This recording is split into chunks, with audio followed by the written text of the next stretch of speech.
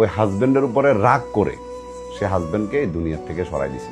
প্রথমে ভিডিওটা একটু দেখেন।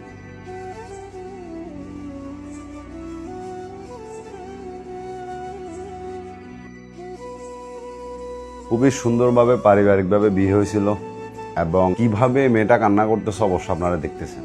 কেন সে এই কান্নাটা করতেছে, এই কান্নার পিছনের রহস্যটা কি, নারী কত ভয়ঙ্কর হতে পারে, নারীর অভিনয় কতটা ভয়ঙ্কর হতে পারে, আর কেন যে এই কথাটা বলা হয়েছিল, নারীর ষড়যন্ত্রের কাছে শয়তানও হার মেনে নিছে।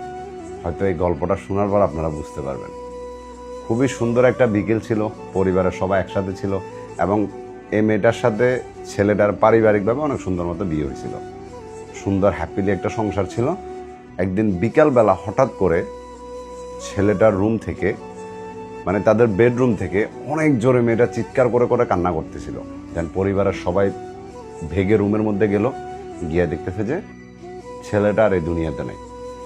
মেয়েটা এমনভাবে কান্না করতেছে, চিৎকার করে করে, যে আশেপাশের প্রতিবেশীরা সবাই ভাবতেছিল যে হয়তো হাজব্যান্ডের শোকে এই মেয়েটাও দুনিয়া থেকে চলে যাবে কান্না করতে করতে। এত কষ্টকরভাবে, এত মায়াভাবে কান্না করতেছিল যে কারো যে সন্দেহ এই নারীর দিকে যাবে সেটা কল্পনারও বাইরে ছিল। মানে আপনি যদি ওটা কল্পনাও করেন, আপনি নিজেকে নিজে শেষ করে দিতে ইচ্ছা করবে, যে এমন পরিস্থিতি হয়ে গেছে।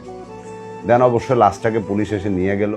নিয়ে যাওয়ার পরে যখন ময়না তদন্ত করা হয়, তখন পুলিশের কাছে জিনিসটা অস্বাভাবিক লাগে যে এতটা যুবক বয়সী একটা ছেলে হঠাৎ করে এমনি মারা গেছে।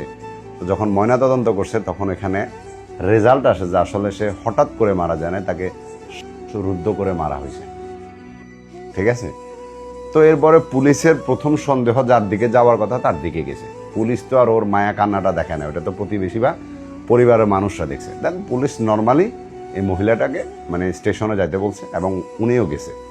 যাওয়ার পরে যখন পুলিশের জেরার সামনে পড়ছে, পুলিশ যখন বিভিন্ন টাইপের প্রশ্ন করা শুরু করছে যে কেমনে হয়েছে, কি হয়েছে, তখন একটা সময়ে মহিলা নাটক করতে পারে নাই। তার নাটকটা এখানে ধরা পড়ে গেছে এবং সে স্বীকার করছে যে পারিবারিক দ্বন্দ্ব নিয়ে, ফ্যামিলির মধ্যে যে কোনো বিষয় নিয়ে ঝগড়া চলতেছিল, এইটা নিয়ে নাকি ওই হাজব্যান্ডের উপরে রাগ করে সে হাজব্যান্ডকে এই দুনিয়ার থেকে সরাই দিছে এবং সরিয়ে দেওয়ার পরে তার হুঁশ আসছে, এই জন্য সে কান্না করতেছিল, মানে সে ভুল করে ফেলছে, এক্সেট্রা এক্সেট্রা এগুলো বলতেছিল। কিন্তু পুলিশের কাছে এই বিষয়টাও মানে মিথ্যে মনে হইতেছে।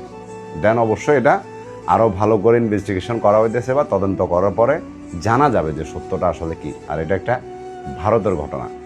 অবাক করা বিষয়, আপনি ভাবেন কিভাবে সে অভিনয় করতেছে, মানে কিভাবে সে নাটক করতেছে, কারো কল্পনার বাইরে চলে যায়। আমার আসলে কিছু বলার নাই। যখন এই নিউজটা আমি দেখলাম আমি নিজে অবাক হয়ে গেছি। নারী আসলেই অতি ভয়ঙ্কর হয়, তবে সব নারী নয়। ভালো থাকবেন।